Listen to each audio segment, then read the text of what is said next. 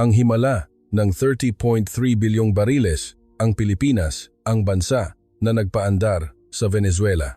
Ang langis na ito ay ipinagkakatiwala namin sa Pilipinas simula ngayon. Siyang tunay, 30.3 bilyong bariles. Mas maraming langis ang nakabaon sa ilalim ng Venezuela kaysa pinagsamang buong Saudi Arabia. Ngunit biglang nagbago ang may-ari ng napakalaking yamang ito. Nagsagawa ng interbensyong militar ang Amerika at inangkin ang kontrol.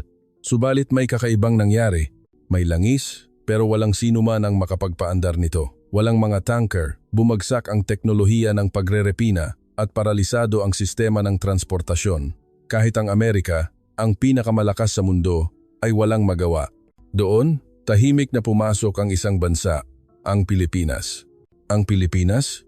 Iyon ay ang bansa ng Jollibee at mga OFW. May alam ba sila sa langis? Tumawa ang mga manggagawa sa Venezuela. Subalit, pagkatapos ng isang buwan, nagbago ng husto ang kanilang pag-iisip. Nang kumilos ang Pilipinas, nagsimulang umagos muli ang tumigil na langis. Paanong napunta sa Pilipinas ang kapalaran ng 30.3 bilyong bariles? Bakit sinalubong ng Venezuela ang pamamahala ng Pilipinas sa langis? At ano ang dahilan ng matinding galit ng China at Russia?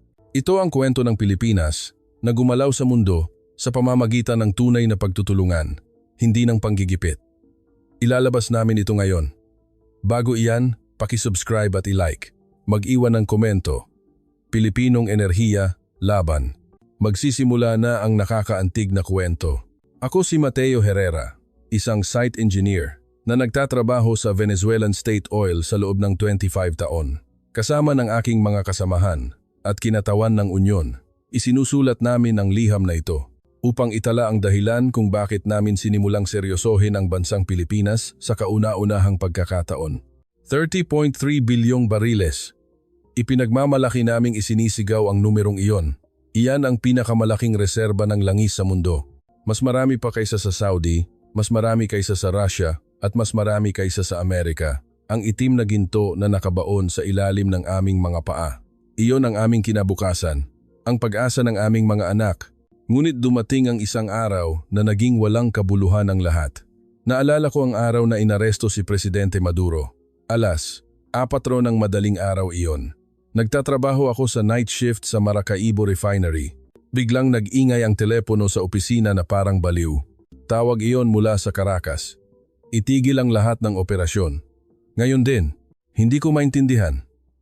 Isa kaming pasilidad na nagpoproseso ng 1 milyong bariles sa isang araw. Kung bigla kaming titigil, mapaparalisa ang buong pipeline. Ngunit inulit ng nakatataas na opisyal, ito ay utos, patayin ang lahat ng bomba. Noon, lumabas ang balita sa aking cellphone. Isang breaking news na inaresto si Maduro. Naglalabasan real-time ang mga video ng U.S. Marines na sumasalakay sa Presidential Palace. Tulala akong nakatayo sa harap ng monitor. Ano ito? Digmaan ba? Tanong ng kasamahan ko na nanginginig ang boses. Wala rin akong alam. Walang sinuman ang may alam. Mga engineer lang kami. Pagkalipas ng 2 araw, nagsagawa ng press conference ang U.S. Secretary of State. Sa harap ng media sa buong mundo, sinabi niya, ang mga mapagkukunan ng langis ng Venezuela ay ililipat sa ilalim ng International Control System simula ngayon. Ang kita ay ipapamahagi ng patas sa mamamayan ng Venezuela at sa internasyonal na komunidad. Ipapamahagi ng patas. Nang marinig ko ang mga salitang iyon, napatawa ako. Isang mapait na tawa. Langis na nanggagaling sa aming lupa, pero kami ang makikihati? Posible ba iyon? Kinaumagahan, nang pumasok ako sa trabaho, may mga pulis militar ng Amerika na nakatayo sa main gate ng refinery. Naghahanap sila. Tinitingnan ang ID, kinakalkal ang bag, at pinabubuksan ang trunk ng kotse. Sir, 25 taon na akong nagtatrabaho dito, sabi ko. Walang nagbago sa ekspresyon ng pulis militar. Sinabi lang niya, iyan ang utos. Pakiusap, makipagtulungan po kayo. Noon ko napagtanto, hindi na kami ang may-ari. Ang 30.3 bilyong bariles ay nanatiling nasa ilalim ng lupa. Ang pipeline ay nanatili. Ang refinery facility ay nanatili. Ngunit wala kaming magawa. Kahit maghukay kami ng langis, i-refine o ibenta, hindi na namin ito kalayaan. Sinabi ng Amerika na sila ang tagapamahala. Ngunit mula sa pananaw ng site, iba sila. Sila ay mga tagamasid. Sila ang mga taong nagche-check kung ano ang ginagawa namin, tumatanggap ng ulat at nag-aapruba. Pagkalipas ng halos isang linggo, may dumating na abiso mula sa headquarters para sa isang emergency meeting. Nagtipon ang mga engineer at manager mula sa buong bansa sa Caracas. Napuno ng mahigit 200 katao ang conference room. Umakyat sa entablado ang isang manager na ipinadala mula sa US Department of Energy. Isang lalaki sa suit na nasa edad 50s. Kalmado siyang nagsalita. Nagpapasalamat kami sa inyong kooperasyon. Mula ngayon, ang industriya ng langis ng Venezuela ay patatakbuhin ng transparent at efficient. Transparent at efficient? Sumigaw ang isang tao sa likod. Kung gayon, sino ang magbabayad ng suweldo namin? Saglit na natigilan ang manager. Pagkatapos, tumawa at sumagot. Siyempre, babayaran. Ngunit, posibleng i-adjust ito ayon sa bagong sistema. Adjust. Ang salitang iyon ay nangangahulugang bawas. Alam ng lahat. Nang matapos ang meeting, nakipag-usap ako sa aking mga kasamahan sa hallway. Lahat ay nagagalit, ngunit hindi nila alam kung ano ang gagawin. Ano ang magagawa natin? Narito ang militar ng Amerika. Pero mali pa rin ito. Langis namin ito. Langis? Hindi na natin iyan langis. Iyan ang pinakamasakit na sinabi. Dahil iyan ang totoo. Pagkalipas ng halos isang buwan, lumabas ang malupit na katotohanan. Kinontrol nga ng Amerika, ngunit wala silang kakayahang aktwal na paandarin ang langis. Kulang sila sa mga tanker. Ang industriya ng pagpapadala ng Amerika ay lumiit na ilang dekada na ang nakalipas. Halos walang mga kumpanya na nagpapatakbo ng malalaking tanker. Kung mayroon man, luma na ang mga barko. Problema rin ang refinery facility. Puspos na ang mga refinery sa Amerika. Limitado ang mga lugar na kayang magproseso ng heavy crude ng Venezuela. Bukod pa rito, ang karamihan sa aming mga pasilidad ay 40 hanggang 50 taong gulang na kagamitan. Ang pinakamalaking problema ay ang pagbagsak ng system para sa malawakang transportasyon at pagpoproseso. Naglipa na ang mga biro sa site. May baril ang Amerika pero walang kamay. Marunong lang silang magbantay ng langis pero hindi nila alam kung paano gamitin. Nakakatawa pero hindi nakakatawa. Dahil ang 30.3 bilyong bariles ay nakakulong lang doon. Isang araw, may narinig akong bagong pangalan, Pilipinas. Sa simula, wala lang sa akin. Pilipinas? Ang bansa ng OFW at mga sikat na boxer? Magaling sila sa service at entertainment, pero anong kinalaman nila sa langis? Iyon ang naisip ko. Ngunit, nang makita ko ang nilalaman ng abiso mula sa headquarters, hindi ako makapaniwala. Pumirma ng kasunduan sa kooperasyon sa teknolohiya sa Pilipinong kumpanya sa pagpapadala at pagrerepina. Anong alam ng Pilipinas? Sila ang gumagawa ng Jollibee at nagsisend ng seafarers. Tumawa ang isa sa aking mga kasamahan. Iyan din ang naisip ko noon. Ang Pilipinas ay isang malayong bansa lang sa amin. Alam namin sila dahil sa mga Filipino seafarers at ang kanilang hospitality. Ang langis iyon ay trabaho ng mga bansa tulad ng Middle East, Russia o Amerika. Ano ang magagawa ng Pilipinas? Ngunit, ang pag-iisip na iyon ay tuluyang nagbago sa loob lang ng isang buwan. Isang araw, may pumasok na barko sa Maracaibo. Ang laki nito ay hindi pangkaraniwan. Mahigit 10 taon na akong nagtatrabaho sa daungan. Pero ngayon lang ako nakakita ng ganoon kalaking tanker. Isa itong 300,000 toneladang supertanker. Barko iyon ng Pilipinas. Ang watawat ng Pilipinas ay nakawagayway sa deck, ang 3 bituin, at araw sa asul, pula, at puti. Sa sandaling iyon, kakaibang kaba ang naramdaman ko sa dibdib. Hindi ko alam kung bakit hanggang ngayon. Nang makita ko ang barkong iyon, alam ko, hindi ang Pilipinas ang inakala namin. Nang dumaong ang tanker ng Pilipinas, lumabas kami ng aking mga kasamahan para tignan ito. Talagang napakalaki. Ngayon lang namin naramdaman kung gaano kalaki ang isang 300,000 toneladang barko. Kailangan mong tumingala ng husto para makita ang deck. Mas malaki pa ito kaysa sa 3 pinagsamang soccer field. Sa itim na hull, malinaw na nakasulat sa puti, Pilipinong pagpapadala.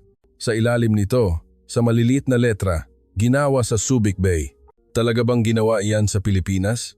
Tanong ng kasamahan ko na hindi makapaniwala. Nagulat din ako. Hindi iyan ang Pilipinas na alam namin. Akala ko nag-pro-produce lang sila ng skilled workers at banana ketchup. Gumagawa rin pala sila ng ganito kalalaking barko? Sandali kaming nakatingin sa barkong iyon. Naramdaman namin na may nagbabago. Wala kaming nakitang pagbabago sa loob ng isang buwan mula nang dumating ang Amerika, pero nang dumating ang isang barko ng Pilipinas, nagbago ang atmosfera. Noong hapon ding iyon, may dumating na abiso mula sa headquarters. Darating daw ang technical team ng Pilipinas para raw sa inspeksyon ng refinery facility. Pagkalipas ng ilang araw, nakita namin sa kauna-unahang pagkakataon ang mga taong galing sa Pilipinas. Halos 15 sila.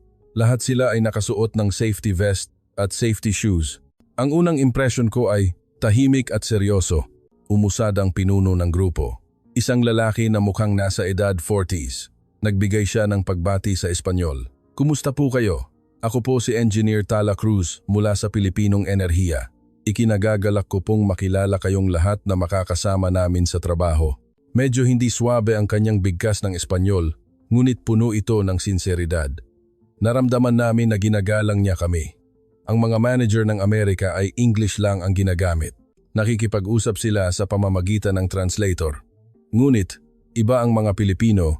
Nagpatuloy si Team Leader Cruz. "Dumating kami para inspeksyonin ang inyong pasilidad. Ngunit, hindi kami dumating para mag-utos. Dumating kami upang hanapin ang problema kasama ninyo at lutasin kasama ninyo." Nang marinig ko ang mga salitang iyon, naramdaman ko na may kakaiba. Ibang-iba ito sa mga salitang narinig namin sa loob ng isang buwan. Ang mga Amerikano ay laging nag-uutos, "Gawin ito, gawin iyon." Hindi nila pinakinggan ang aming opinyon. Ngunit ang mga Pilipino ay nagtanong. Ayon sa ulat, patuloy na bumababa ang pump pressure dito. Kailan po nagsimula iyan? Malaki ang temperature deviation sa linya .3 ng refinery. Sa anong bahagi po ito pinakamatindi? Sabi ninyo, luma na ang crude oil storage tank pitong 7. Kailan po ang huling maintenance niyan? 25 taon akong nagtrabaho sa refinery na ito. Alam ko ang mga problema nito higit kanino man. Ngunit, wala pang nakarinig sa aking opinyon. Ngunit, iba ang mga Pilipino. Talagang gusto nilang makinig. May problema ang pump pressure simula pa noong 3 taon na ang nakalipas. Nag-deteriorate ang seal, pero mahirap kumuha ng replacement parts. Tumango si Team Leader Cruz. Pagkatapos, may sinabi siya sa engineer na katabi niya. Nagmemo ang engineer sa kanyang tablet. "Maaari po bang ibigay ninyo sa amin ang specifications ng parts? Titingnan namin kung kaya naming dalhin mula sa Pilipinas." "Talaga po?" Gulat akong nagtanong. 3 taon nang hindi nalulutas ang problema, pero sinabi lang niya iyon ng ganoon kadali. "Opo, siyempre. Iyan po ang dahilan kung bakit kami narito." Simula noon, nilibot ng technical team ng Pilipinas ang bawat sulok ng refinery. Nagtrabaho sila ng walang tigil mula alas 6 ng umaga hanggang alas 10 ng gabi. Mas masipag pa sila sa amin. Ang nakakagulat ay ang kanilang pag-uugali. Hindi sila nagturo sa amin. Sa halip, nagtrabaho sila kasama namin. Kahit ang paghigpit ng isang tornilyo ay ginagawa nila kasama ng aming mga engineer. Pagkalipas ng halos 1 linggo, nagpatawag ng general meeting si Team Leader Cruz. Nagtipon kaming 50 engineers sa conference room. Iuulat namin ang resulta ng inspeksyon sa loob ng 1 linggo, sabi ni Team Leader Cruz at binuksan ang projector. Sa screen, ipinakita ang pangkalahatang layout ng refinery. May mga pulang marka sa bawat bahagi na may problema. Nakahanap kami ng 43 na problema. Uunahin namin ang mga emergency. Ipinaliwanag niya isa-isa. Anong problema? Bakit ito nangyari? At paano lulutasin lahat ay detalyado. Walang abstract na salita. Kailangan namin ang inyong tulong para isulong ang gawaing ito. Nagdala kami ng teknolohiya pero kayo ang pinakamahusay na nakakakilala sa pasilidad na ito. Nagsimulang magbulungan ang mga tao sa conference room. Tinrato lang kami ng mga Amerikano bilang simpleng manggagawa. Sinabi nila na gawin lang namin ang ipinag-utos. Ngunit, tinrato kami ng mga Pilipino bilang mga eksperto. Nang gabing iyon, uminom kami ng beer sa isang kafe kasama ng aking mga kasamahan. Lahat kami ay may kakaibang ekspresyon. Ang mga Pilipino, mas magaling pala sa inakala natin. Oo nga, ibang-iba sa mga Amerikano. Mukhang maayos din sila magtrabaho. Sumang-ayon ako. Unti-unting nagbabago ang pag-iisip ko tungkol sa Pilipinas. Pagkalipas ng 2 linggo, may nakakagulat na nangyari. May dumating na container ship mula sa Pilipinas. Puno ito ng mga parts ng refinery, pump seals, valves, pressure gauges, temperature sensors, at mga pipe. Iyan ang mga bagay na hindi namin makuha sa loob ng ilang taon. Tinupad ni Team Leader Cruz ang kanyang pangako. Saan ninyo nakuha ang lahat ng ito? Tanong ko. Tumawa si Team Leader Cruz at sumagot. Ang Pilipinas ay may maayos na supply chain para sa industrial parts. Kaya naming kumuha ng karamihan sa mga kailangan ninyo. Ang gastos ay kasama sa contract. Hindi na ninyo kailangang magbayad pa. Hindi ako makapaniwala. 1 buwan na walang ginawa ang Amerika. Pero ang Pilipinas, nagdala pa ng parts sa loob lang ng 2 linggo. Simula noon, nagsimula ang aktual na repair work. Nag-team up ang mga engineer ng Pilipinas at ang aming mga engineer. Sa simula, may problema sa wika, pero mabilis kaming nasanay. Ang nakakatuwa ay ang paraan ng pagtatrabaho ng mga Pilipino. Sineseryoso nila ang manual. Mahigpit din silang sumusunod sa mga safety regulations. Minsan, kami ay nagmamadali. Pero hindi iyon ginawa ng mga Pilipino. Bakit po kayo nagiging meticulous sa ganito? Tanong ko. Sumagot ang isang engineer ng Pilipinas. Kung hindi gagawin ng maayos kahit minsan, mas malaking problema ang lalabas sa huli. Mas maraming oras at pera ang gugugulin noon. Mas mabilis kung gagawin ng tama mula sa simula. Tama ang sinabi niya. Sa totoo lang, mas mabilis matapos ang trabaho kung Filipino style ang ginagawa. Mas kaunti rin ang problema. Pagkalipas ng halos 1 buwan, nagkaroon ng nakikitang pagbabago. Nawala ang mga tagas sa pipeline. Nag-stabilize ang pressure at bumaba ang temperature deviation. Ang pinakanakakagulat ay ang produksyon. Ang produksyon na bumaba sa 800,000 bariles sa isang araw mula nang dumating ang Amerika ay umakyat muli sa 1 milyong bariles. Sa loob lang ng 1 buwan, mula nang dumating ang technical team ng Pilipinas.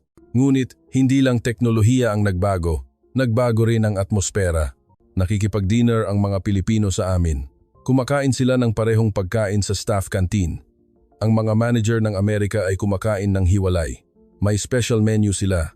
Sa break time, naglalaro rin kami ng soccer ng magkasama. Nagdala ng bola ang ilang engineer ng Pilipinas. Naghalo kami at naghati ng team para maglaro. Mahilig din pala kayo sa soccer? Opo, syempre. Iyan ang pambansang laro namin. Sumasali rin kami sa World Cup. Ganoon po ba? Opo, sa totoo lang, nag-host pa kami ng World Cup noong 2002. Talaga? Hindi ko alam iyon. Sa ganitong mga usapan, naging malapit ang Pilipinas. Sila ay mga ordinaryong tao lang na mahilig sa soccer tulad namin, nagbibiro, at nag-aalala sa kanilang pamilya.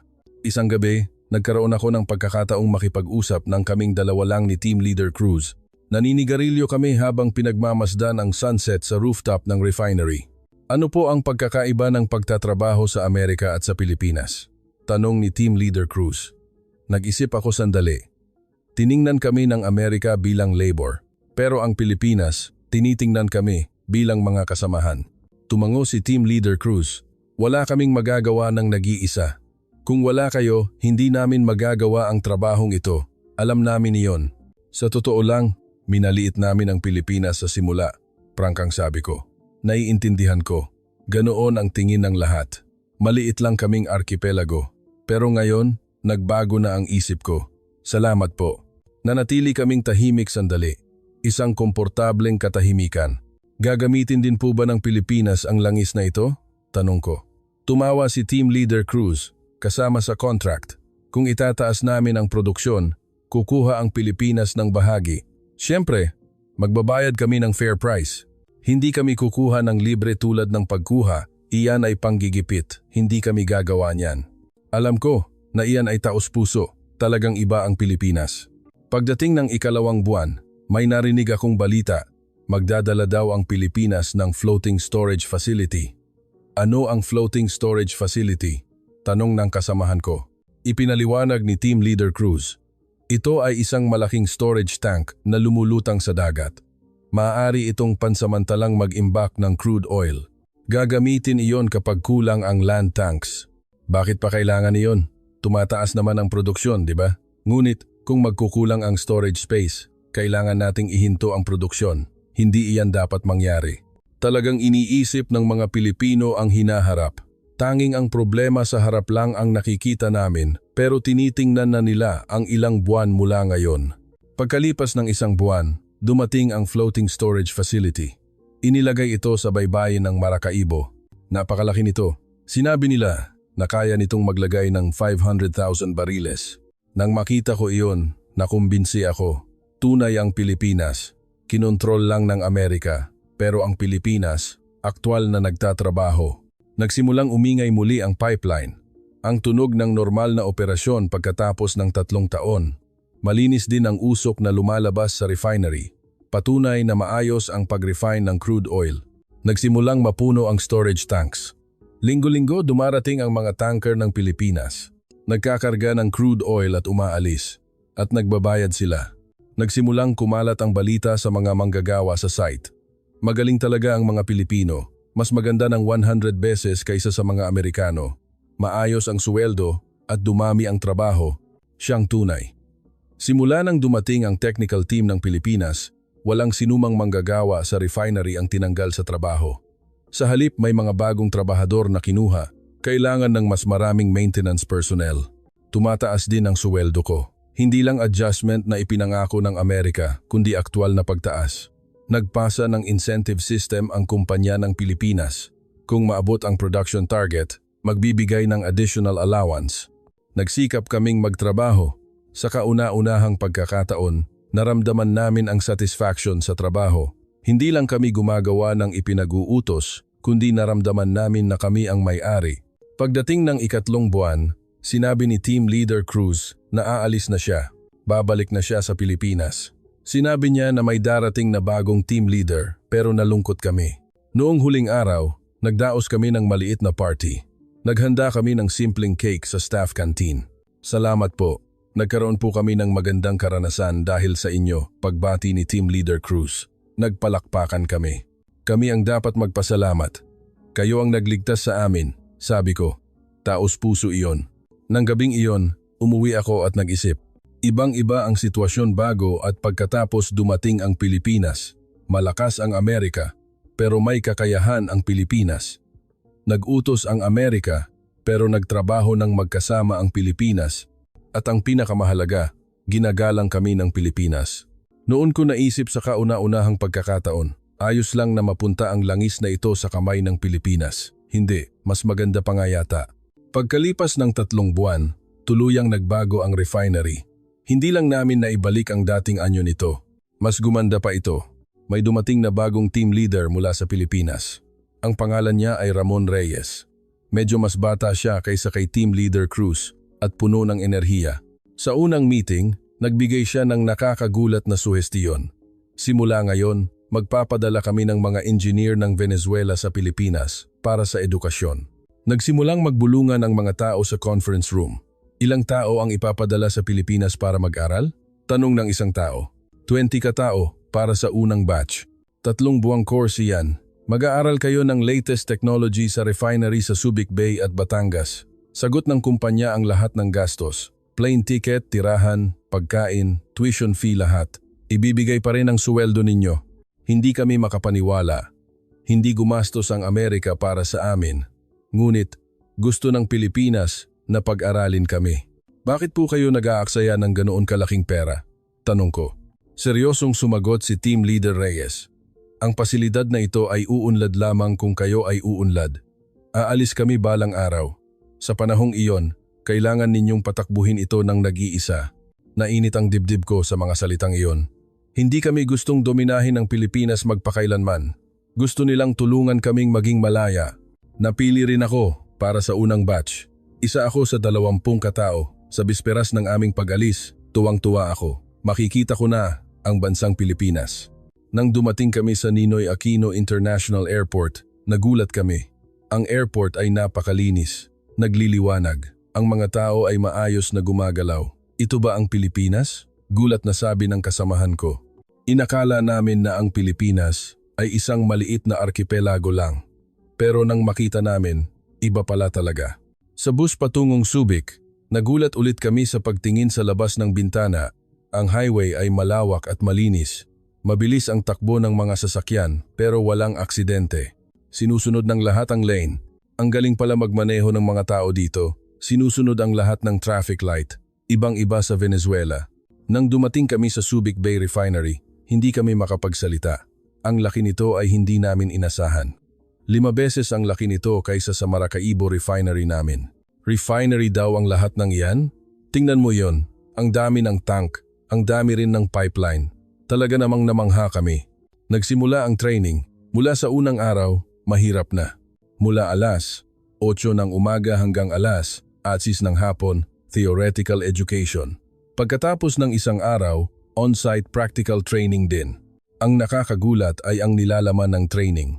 Ang refinery ng Pilipinas ay ganap na automated. Lahat ay minomonitor sa Central Control Room. Pressure, temperature, flow rate, kahit ang chemical composition ay makikita real-time.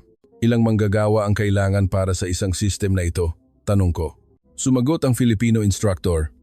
Halos 10 tao lang, kasama ang shift personnel. Dati, 50 tao ang kailangan. Kung gayon, ang natitirang mga tao ay gumagawa ng mas specialized na trabaho. Quality control, process improvement, safety inspection, mga ganoong bagay. Naintindihan ko. Ipinauubaya ng Pilipinas sa makina ang simpleng trabaho at ang tao ay pinagtatrabaho sa mas mahalagang bagay. Pagkalipas ng halos 2 linggo, nagkaroon kami ng night practice. Dahil 24 oras na umaandar ang refinery, kailangan din naming matutunan ang night work. Nang gabing iyon, nakita ko ang isang kahanga-hangang tanawin. Nagliliwanag ang buong refinery, may lighting sa bawat pipeline at malinaw ang mga safety sign. Maliwanag na parang araw kahit gabi. Bakit po ninyo ginagawang ganoon kaliwanag? Para sa safety po.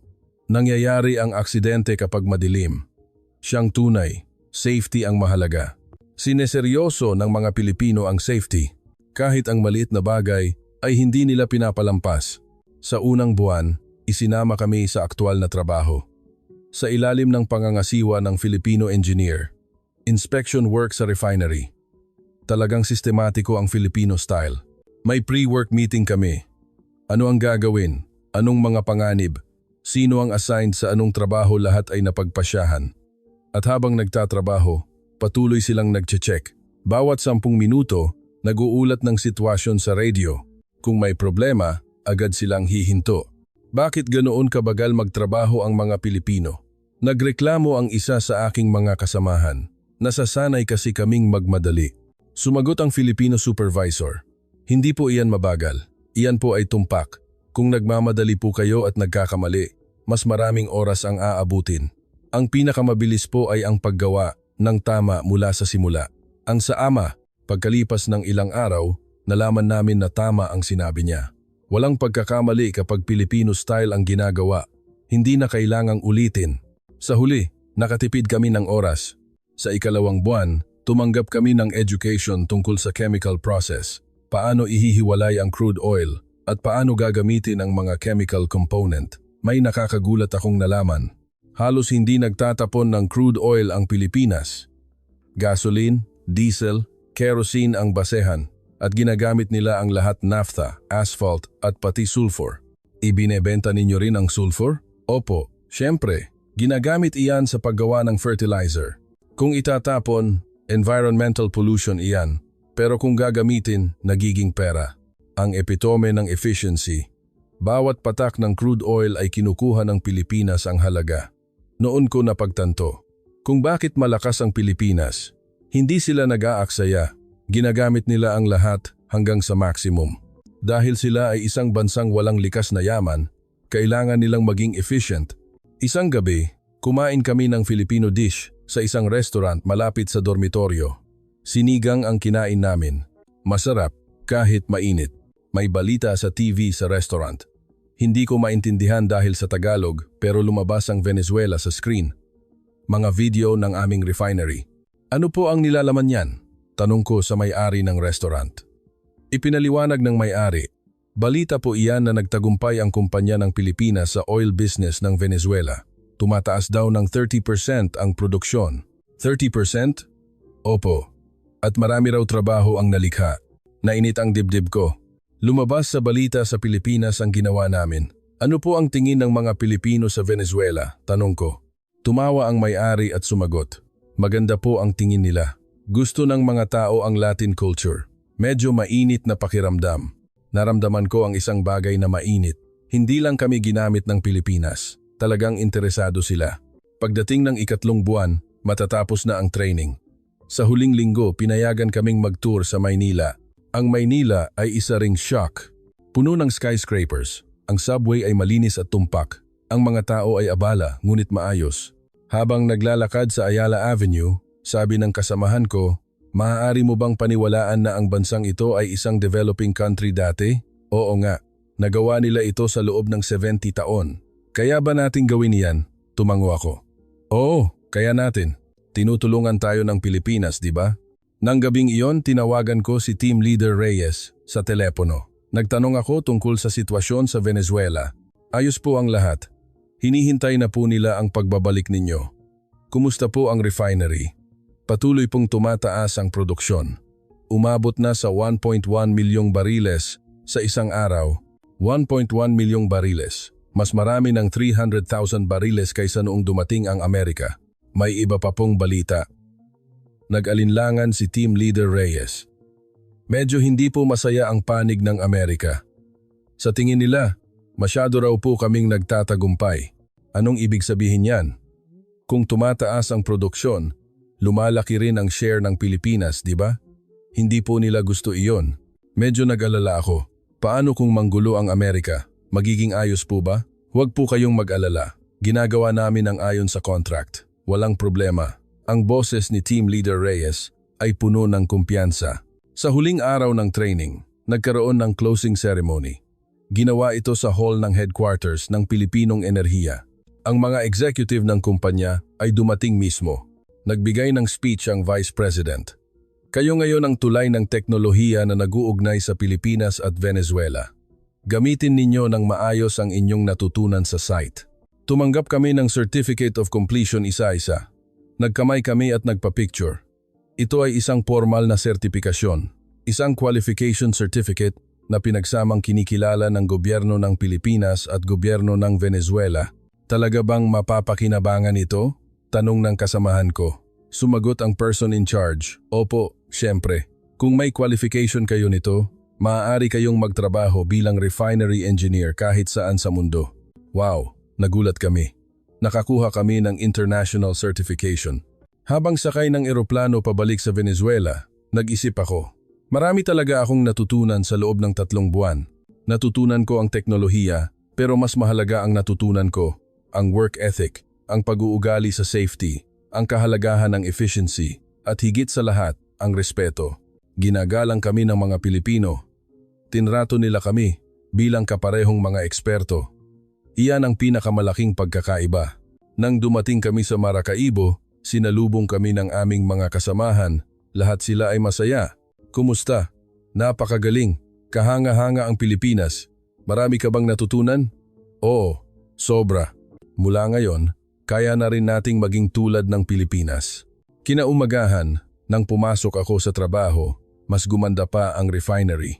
Patuloy ang improvement work ng Filipino team. Sinalubong ako ni Team Leader Reyes. Maligayang pagbabalik. Opo, marami po akong natutunan. Mabuti iyan. Ngayon na ang oras para gamitin ang natutunan ninyo. Nagsimula akong ibahagi ang natutunan ko sa training sa aking mga kasamahan. Inilapat namin ang Filipino method sa aming site. Sa simula, awkward, pero unti-unti kaming nasanay. Pagkalipas ng 1 buwan, may nakakagulat na pagbabago. Tumaas ang work efficiency, nabawasan ang pagkakamali, at wala ring aksidente sa safety. Ang pinakamahalaga, kaya na naming gawin ng nag-iisa. Kaya na naming isulong ang trabaho kahit wala ang Filipino engineer. Isang araw, sa meeting, sinabi ni Team Leader Reyes, "Mula ngayon, kayo na ang mamuno. Kami ay tutulong lang sa gilid." Tuwang-tuwa ako sa mga salitang iyon. Sa wakas, naramdaman namin na kami ang may-ari. Sa bulletin board ng refinery, may nagdikit ng poster. "Salamat Pilipinas. Binigyan ninyo kami ng teknolohiya." Sa ilalim, maraming pirma. Halos lahat ng empleyado ay pumirma. Pumirma rin ako. Taos puso iyon. Hindi kami kinuha ng Pilipinas. Sa halip, pinalaki kami. Hindi nila kami binigyan ng isda kundi tinuruan kaming mangisda. Nang gabing iyon, umuwi ako at nag-isip. Malakas ang Amerika pero matalino ang Pilipinas. Kinontrol ng Amerika pero nakipagtulungan ang Pilipinas.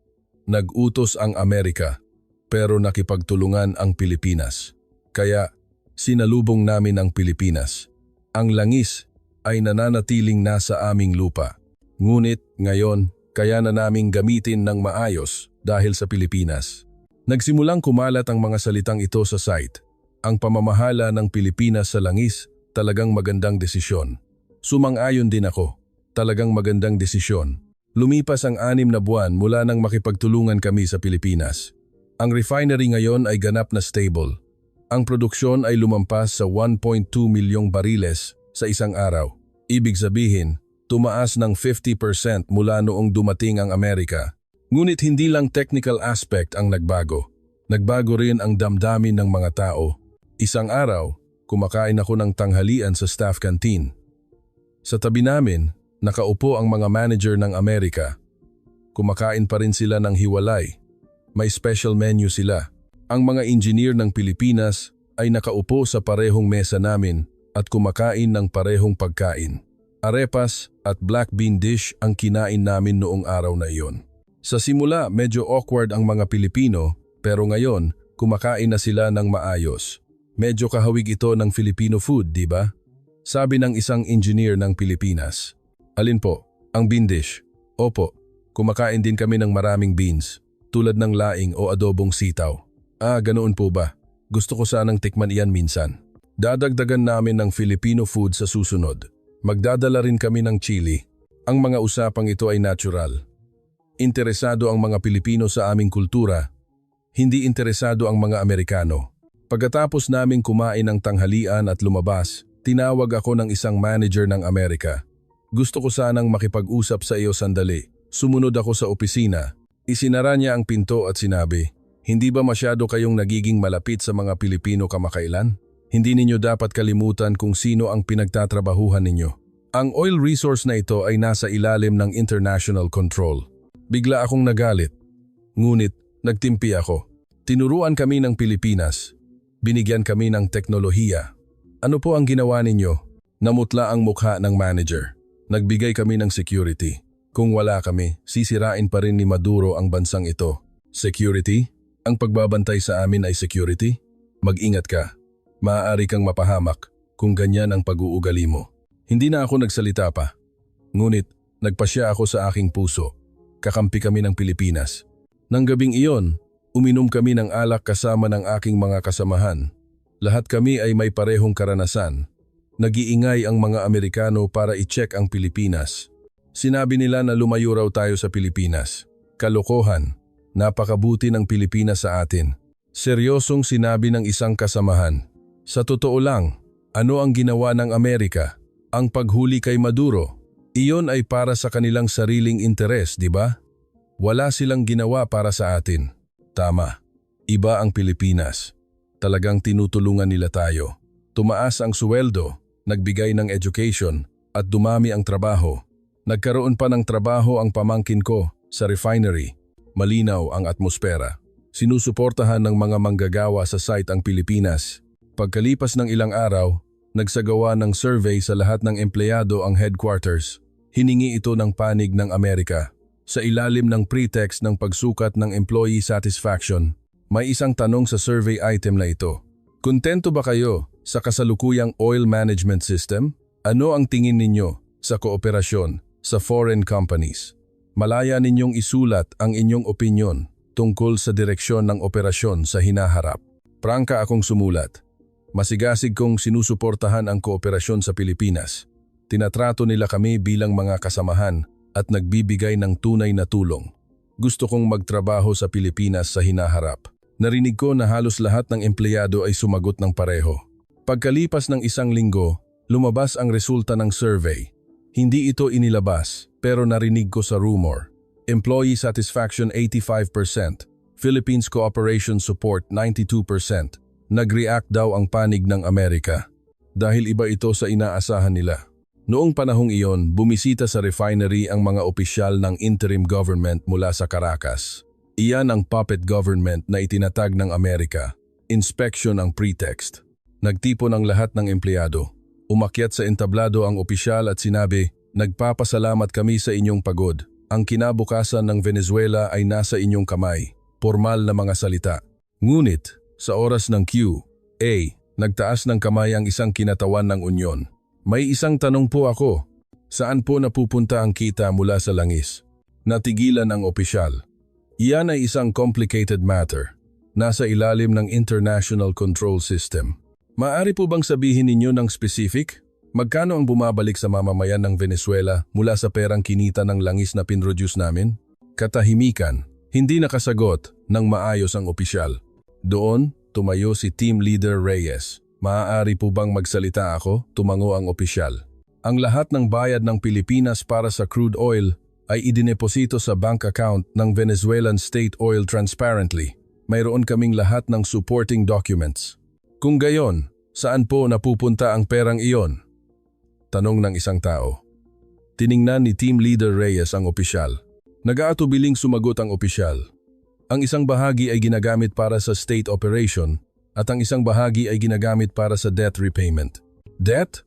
Utang kanino? Iyan ay state secret. Nagsimulang magbulungan ang mga tao sa venue. Alam ng lahat, utang iyon sa Amerika. Habang pauwi, nakipag-usap ako sa aking mga kasamahan. Sa huli, kinukuha lang ng Amerika ang lahat, di ba? Oo nga, nagtatrabaho lang tayo at ang Pilipinas ay nagbabayad ng patas para bilhin pero kinukuha lang ng Amerika ng libre. Nagtipon ng galit. Ngunit, wala kaming magawa dahil mahina kami. Ngunit, pagkalipas ng ilang araw, may magandang balita kaming narinig. Mag-invest daw ang gobyerno ng Pilipinas sa construction industry ng Venezuela. Ipinaliwanag ni Team Leader Reyes, magbibigay ang mga bangko ng Pilipinas ng $1 bilyong na pautang. Gagamitin iyan sa infrastructure investment. $1 bilyong? Opo, gagamitin iyan sa pagtatayo ng mga kalsada, port at power plant. Siyempre, ang mga kumpanya ng Pilipinas ang gagawa, pero kukuha sila ng mga manggagawa ng Venezuela. Magkakaroon ng trabaho, kung gayon, tama. Maraming tens of thousands na trabaho ang malilikha. Ibang-iba ito. Kinontrol lang ng Amerika, pero nag-invest ang Pilipinas. Talagang sinubukan nilang buhayin ang ekonomiya ng Venezuela. Nang kumalat ang balita, naging mainit ang reaksyon ng mga tao. Ang galing talaga ng Pilipinas. Hindi lang sila kukuha ng langis, kundi tutulungan din nila tayo. Iba ang level kaysa sa Amerika. Naramdaman din ang pagbabago sa bayan. Dumami ang mga produkto ng Pilipinas sa mga tindahan, Cherry Mobile smartphones, Panasonic TVs, Toyota cars.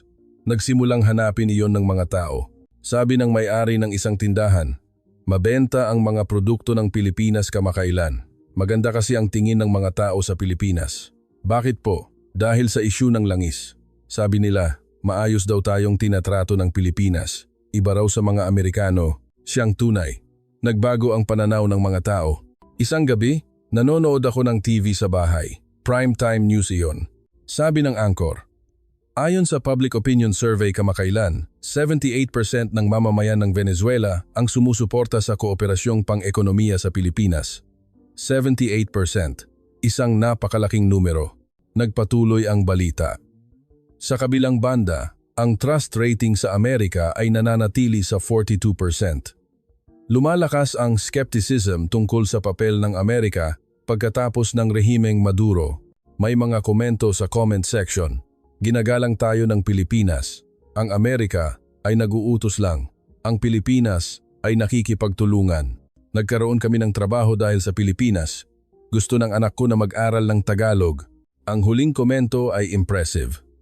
Nagsimulang maging interesado ang mga nakababatang henerasyon sa Pilipinas. Kinaumagahan, may nakita akong nakakatuwang tanawin sa refinery. May ilang young staff na nagbabasa ng librong Tagalog sa lunch break. Nag-aaral kayo ng Tagalog? Opo. Sa tingin ko, kailangan iyon kung makikipagtrabaho kami sa kumpanya ng Pilipinas. Mahirap ba? Medyo mahirap pero masaya. Nag-aaral kami habang nanonood ng Filipino teleserye. Ang ganitong tanawin ay makikita saan man. Nagkaroon din ng mga Tagalog class. 2 branch ang binuksan sa Maracaibo. Sa union meeting, napag-usapan din ang Pilipinas. Bakit hindi natin gawing opisyal na stance na sinusuportahan natin ang Pilipinas? Suwestiyon ng isang kinatawan. Magandang ideya iyan. Maglabas tayo ng statement. Pagkalipas ng ilang araw, lumabas ang statement sa pangalan ng Union Federation. Ang mga manggagawa ng langis ng Venezuela ay lubos na sumusuporta sa kooperasyon sa Pilipinas. Ang Pilipinas ay isang tunay na partner na nagtrato sa amin bilang mga kasamahan, nagbahagi ng teknolohiya at lumago ng magkasama.